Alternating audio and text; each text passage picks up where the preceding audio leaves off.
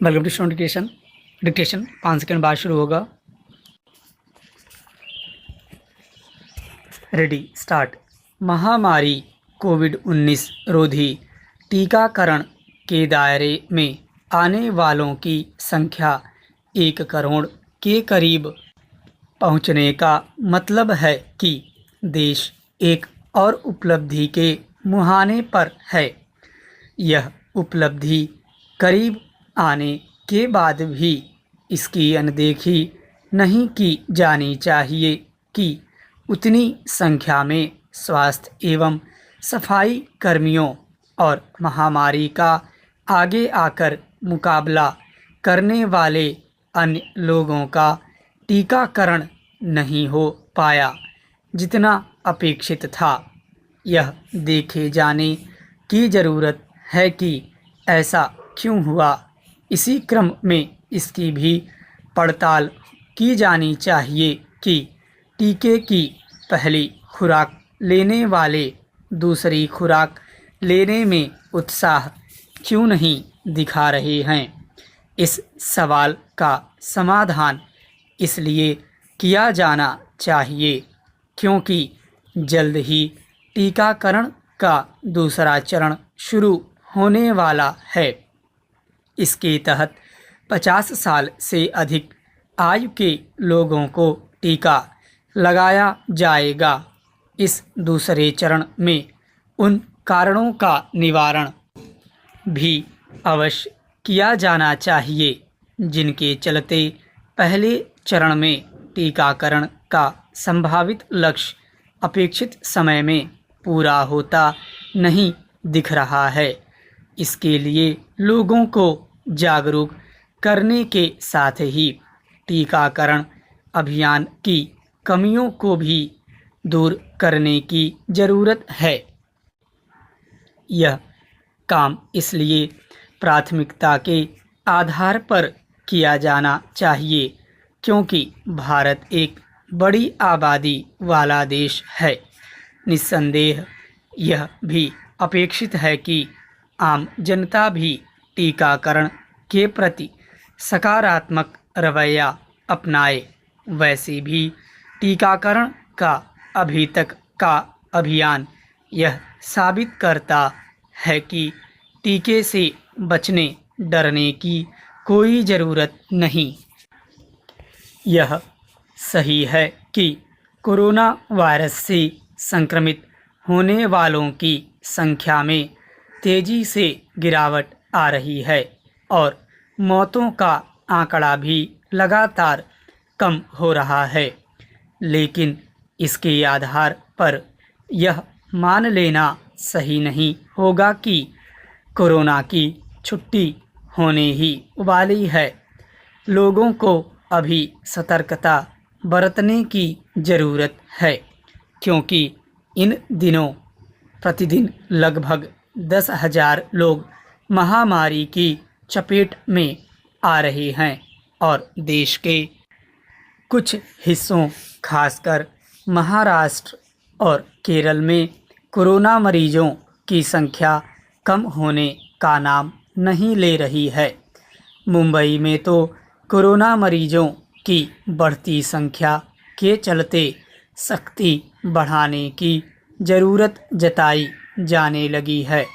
उचित होगा कि देश के जिन हिस्सों में कोरोना संक्रमण में आशानुकूल कमी नहीं आ रही है वहां टीकाकरण की गति और तेज की जाए। इसी तरह यह सही समय है कि जो भी टीका लगवाने के इच्छुक हों उन्हें यह सुविधा हासिल करने दी जाए।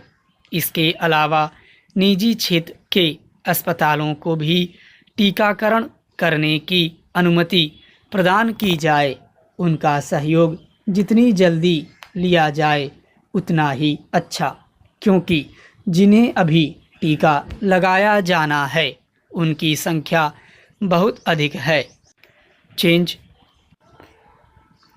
पिछले 3 दिनों के दौरान अलग अलग राज्यों में हुए भयानक सड़क हादसों ने एक बार फिर यह सवाल खड़ा कर दिया है कि आखिर तमाम कोशिशों और दावों के बावजूद हम सड़क हादसों को रोक पाने में सफल क्यों नहीं हो पा रहे हैं?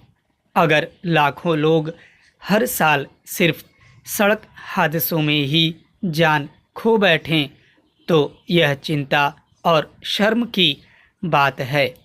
मंगलवार सुबह मध्य प्रदेश के सीधी जिले में एक बस के नहर में गिर जाने से 45 लोगों की मौत हो गई। सोमवार को महाराष्ट्र के जलगांव जिले में एक ट्रक पलट जाने से 15 मजदूर मारे गए थे। इससे एक दिन पहले आंध्र प्रदेश में एक निजी बस पलट जाने से 14 जायरीनों ने दम तोड़ दिया था। राजस्थान में पिछले कुछ दिनों में दहला देने वाले सड़क हादसे देखने को मिले। ये हादसे कोई दैवीय प्रकोप नहीं हैं, बल्कि सीधे सीधे हमारी लापरवाही का प्रमाण हैं।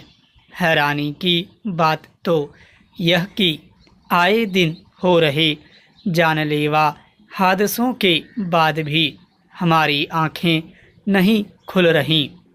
सड़क सुरक्षा को लेकर सरकारें भले कितने दावे क्यों न करती रहें और सड़क सुरक्षा अभियान चलाती रहें, लेकिन बढ़ते हादसे व्यवस्था के नकारेपन और संवेदनहीनता को बताने के लिए काफ़ी हैं।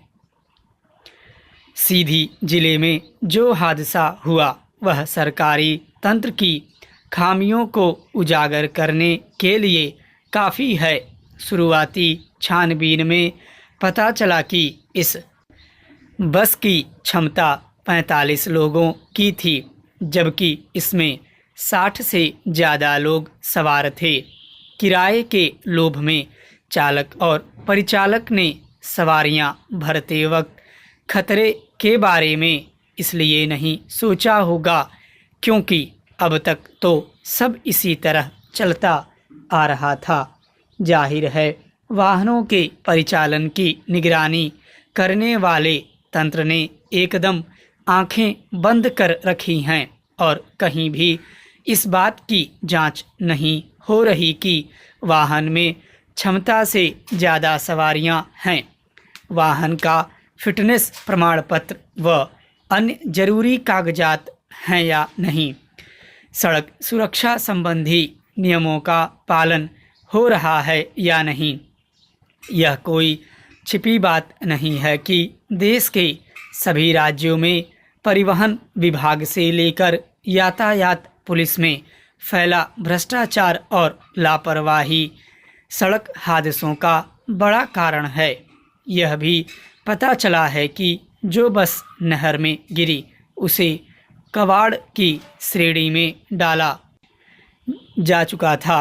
सवाल है कि अगर बस कबाड़ हो चुकी थी तो फिर कैसे इसे संचालन की अनुमति मिल गई और कैसे यातायात पुलिस ने इसे लंबे समय तक चलने दिया, यह जांच का विषय है। यह आंकड़ा चौंकाने वाला है कि दुनिया के कुल वाहनों का सिर्फ 1% ही भारत में है, जबकि सड़क हादसों में 11% लोग यहाँ मारे जाते हैं। इससे पता चलता है कि सड़क सुरक्षा को लेकर हमारी स्थिति कितनी दयनीय है और सरकारों की नज़र में लोगों की जान कितनी सस्ती है। हादसों के बाद मृतकों के आश्रितों को मुआवजा देकर हाथ झाड़ लेने से ज़्यादा कुछ नहीं होता नहीं दिखता। इसमें कोई संदेह नहीं कि सड़क हादसों के लिए लोग भी बराबर से जिम्मेदार होते हैं, लेकिन परिवहन विभाग, यातायात पुलिस जैसे महकमे अगर ईमानदारी से अपना काम करें तो ऐसे हादसों को रोक पाना कोई असंभव काम नहीं है।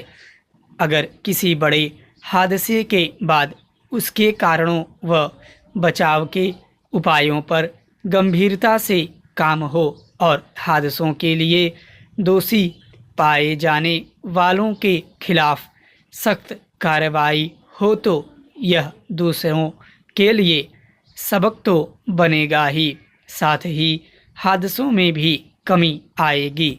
स्टॉप।